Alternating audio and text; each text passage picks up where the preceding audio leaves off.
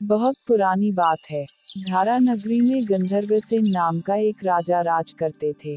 उसके 4 रानियां थीं। उनके 6 लड़के थे जो सब के सब बड़े ही चतुर और बलवान थे। संयोग से एक दिन राजा की मृत्यु हो गई और उनकी जगह उनका बड़ा बेटा शंख गद्दी पर बैठा। उसने कुछ दिन राज किया, लेकिन छोटे भाई विक्रम ने उसे मार डाला और स्वयं राजा बन बैठा। उसका राज्य दिनों दिन बढ़ता गया और वह सारे जम्बूद्वीप का राजा बन बैठा। एक दिन उसके मन में आया कि उसे घूमकर सैर करनी चाहिए और जिन देशों के नाम उसने सुने हैं, उन्हें देखना चाहिए। सो वह गद्दी अपने छोटे भाई भर्तृहरि को सौंपकर योगी बनकर राज्य से निकल पड़ा। उस नगर में एक ब्राह्मण तपस्या करता था। एक दिन देवता ने प्रसन्न होकर उसे एक फल दिया और कहा कि इसे जो भी खाएगा, वह अमर हो जाएगा। ब्राह्मण ने वह फल लाकर अपनी पत्नी को दिया और देवता की बात भी बता दी।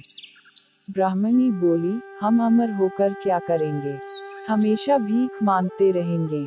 इससे तो मरना ही अच्छा है। तुम इस फल को ले जाकर राजा को दे आओ और बदले में कुछ धन ले आओ। यह सुनकर ब्राह्मण फल लेकर राजा भर्तृहरि के पास गया और सारा हाल कह सुनाया। भर्तृहरि ने फल ले लिया और ब्राह्मण को 1 लाख रुपए देकर विदा कर दिया। भर्तृहरि अपनी एक रानी को बहुत चाहता था। उसने महल में जाकर वह फल उसी को दे दिया। रानी की मित्रता शहर कोतवाल से थी। उसने वह फल कोतवाल को दे दिया। कोतवाल एक वेश्या के पास जाया करता था। वह उस फल को उस वेश्या को दे आया। वेश्या ने सोचा कि यह फल तो राजा को खाना चाहिए। वह उसे लेकर राजा भर्तृहरि के पास गई और उसे दे दिया। भर्तृहरि ने उसे बहुत सा धन दिया, लेकिन जब उसने फल को अच्छी तरह से देखा तो पहचान लिया। उसे बड़ी चोट लगी, पर उसने किसी से कुछ कहा नहीं। उसने महल में जाकर रानी से पूछा कि तुमने उस फल का क्या किया?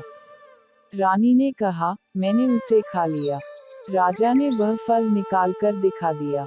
रानी घबरा गई और उसने सारी बात सच सच कह दी। भर्तृहरि ने पता लगाया तो उसे पूरी बात ठीक ठीक मालूम हो गई। वह बहुत दुखी हुआ। उसने सोचा, यह दुनिया मायाजाल है, इसमें अपना कोई नहीं। वह फल लेकर बाहर आया और उसे धुलवाकर स्वयं खा लिया। फिर राजपाट छोड़ योगी का भेष बना जंगल में तपस्या करने चला गया। भर्तृहरि के जंगल में चले जाने से विक्रम की गद्दी सूनी हो गई। जब राजा इंद्र को यह समाचार मिला तो उन्होंने एक देव को धारा नगरी की रखवाली के लिए भेज दिया। वह रात दिन वहीं रहने लगा। भर्तृहरि के राजपाट छोड़कर वन में चले जाने की बात विक्रम को मालूम हुई तो वह लौटकर अपने देश में आया। आधी रात का समय था।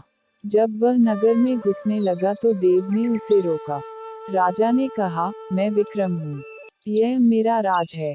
तुम रोकने वाले कौन होते?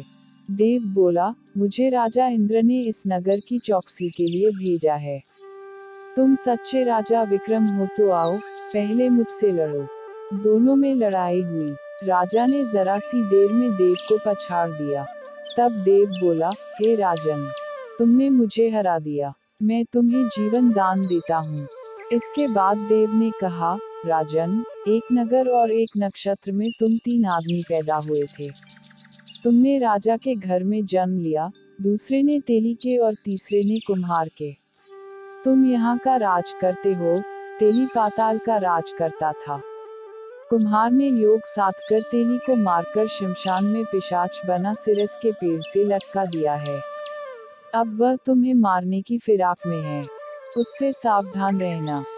इतना कहकर देव चला गया और राजा महल में आ गया। राजा को वापस आया देख सबको बड़ी खुशी हुई। नगर में आनंद मनाया गया। राजा फिर राज करने लगा। एक दिन की बात है कि शांतिशील नाम का एक योगी राजा के पास दरबार में आया और उसे एक फल देकर चला गया।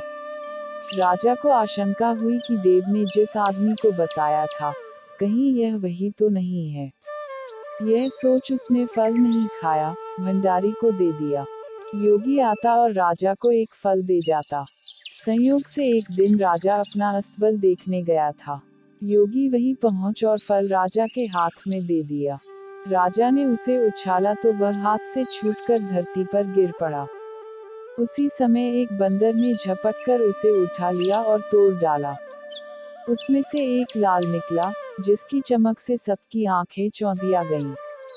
राजा को बड़ा अचरज हुआ। उसने योगी से पूछा, आप यह लाल मुझे रोज क्यों दे जाते हैं? योगी ने जवाब दिया, महाराज, राजा, गुरु, ज्योतिषी, वैद्य और बेटी, इनके घर कभी खाली हाथ नहीं जाना चाहिए। राजा ने भंडारी को बुलाकर पीछे के सब फल मंगवाए। तुड़वाने पर सब में से एक एक लाल निकला। इतने लाल देखकर राजा को बड़ा हर्ष हुआ। उसने जौहरी को बुलवाकर उनका मूल्य पूछा। जौहरी बोला, महाराज, ये लाल इतने कीमती हैं कि इनका मोल करोड़ों रुपयों में भी नहीं आंका जा सकता। एक एक लाल एक एक राज्य के बराबर है। यह सुनकर राजा योगी का हाथ पकड़कर गद्दी पर ले गया। बोला, योगी राज, आप सुनी हुई बुरी बातें दूसरों के सामने नहीं कही जाती। राजा उसे अकेले में ले गया। वहां जाकर योगी ने कहा, महाराज, बात यह है कि गोदावरी नदी के किनारे मसान में मैं एक मंत्र सिद्ध कर रहा हूँ। उसके सिद्ध हो जाने पर मेरा मनोरथ पूरा हो जाएगा। तुम एक रात मेरे पास रहोगे तो मंत्र सिद्ध हो जाएगा। एक दिन रात को हथियार बांधकर तुम अकेले मेरे पास आ जाना। राजा ने कहा, अच्छी बात है। इसके उपरांत योगी दिन और समय बताकर अपने मठ में चला गया। वह दिन आने पर राजा अकेला वहां पहुंचा। योगी ने उसे अपने पास बिठा लिया। थोड़ी देर बैठकर राजा ने पूछा, महाराज, मेरे लिए क्या आज्ञा है? योगी ने कहा, राजन, यहाँ से दक्षिण दिशा में 2 कोस की दूरी पर मसान में एक सिरस के पेड़ पर एक मुर्दा लटका है। उसे मेरे पास ले आओ, तब तक मैं यहाँ पूजा करता हूँ। यह सुनकर राजा वहाँ से चल दिया। बड़ी भयंकर रात थी। चारों ओर अंधेरा फैला था। पानी बरस रहा था। भूत प्रेत शोर मचा रहे थे। सांप आकर पैरों में लिपटते थे। लेकिन राजा हिम्मत से आगे बढ़ता गया। जब वह मसान में पहुंचा तो देखता क्या है कि शेर दहाड़ रहे हैं, हाथी चिंघाड़ रहे हैं, भूत प्रेत आदमियों को मार रहे हैं। राजा बेधड़क चलता गया और सिरस के पेड़ के पास पहुंच गया। पेड़ जड़ से फुनगी तक आग से दहक रहा था। राजा ने सोचा, हो न हो, यह वही योगी है जिसकी बात देव ने बताई थी। पेड़ पर रस्सी से बंधा मुर्दा लटक रहा था। राजा पेड़ पर चढ़ गया और तलवार से रस्सी काट दी। मुर्दा नीचे गिर पड़ा और दहाड़ मार मार कर रोने लगा। राजा ने नीचे आकर पूछा, तू कौन है? राजा का इतना कहना था कि वह मुर्दा खिलखिलकर हंस पड़ा। राजा को बड़ा अचरज हुआ। तभी वह मुर्दा फिर पेड़ पर जा लटका। राजा फिर चढ़कर ऊपर गया और रस्सी काट मुर्दे का बगल में दबा नीचे आया। बोला, बता, तू कौन है? मुर्दा चुप रहा। तब राजा ने उसे एक चादर में बांधा और योगी के पास ले चला। रास्ते में वह मुर्दा बोला, मैं बेताल हूँ। तू कौन है और मुझे कहाँ ले जा रहा है? राजा ने कहा, मेरा नाम विक्रम है। मैं धारा नगरी का राजा हूँ। मैं तुझे योगी के पास ले जा रहा हूँ। बेताल बोला, मैं एक शर्त पर चलूंगा। अगर तू रास्ते में बोलेगा तो मैं लौटकर पेड़ पर जा लटकूंगा। राजा ने उसकी बात मान ली। फिर बेताल बोला, पंडित, चतुर और ज्ञानी, इनके दिन अच्छी अच्छी बातों में बीतते हैं, जबकि मूर्खों के दिन कलह और नींद में। अच्छा होगा कि हमारी राह भली बातों की चर्चा में बीत जाए।